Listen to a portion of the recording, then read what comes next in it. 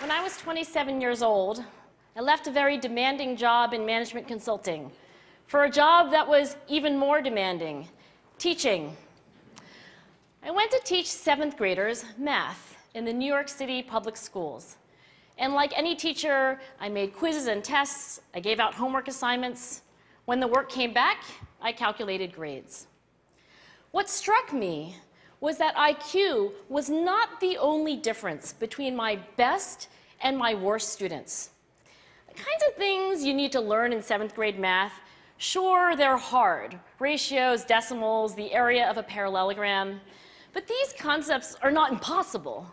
And I was firmly convinced that every one of my students could learn the material if they worked hard and long enough.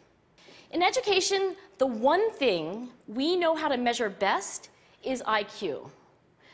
But what if doing well in school and in life depends on much more than your ability to learn quickly and easily? So I left the classroom and I went to graduate school to become a psychologist. I started studying kids and adults in all kinds of super challenging settings. And in every study, my question was, who is successful here and why? One characteristic emerged as a significant predictor of success. And it wasn't social intelligence, it wasn't good looks, physical health, and it wasn't IQ. It was grit. Grit is passion and perseverance for very long-term goals. Grit is having stamina. Grit is sticking with your future, day in, day out, not just for the week, not just for the month, but for years, and working really hard to make that future a reality. Grit is living life like it's a marathon, not a sprint. A few years ago, I started studying grit in the Chicago public schools. I asked thousands of high school juniors to take grit questionnaires, and then waited around more than a year to see who would graduate. Turns out that grittier kids were significantly more likely to graduate, even when I matched them on every characteristic I could measure. Things like family income, standardized achievement test scores, even how safe kids felt when they were at school. So it's not just at West Point or the National Spelling Bee that grit matters, it's also in school, especially for kids at risk for dropping out.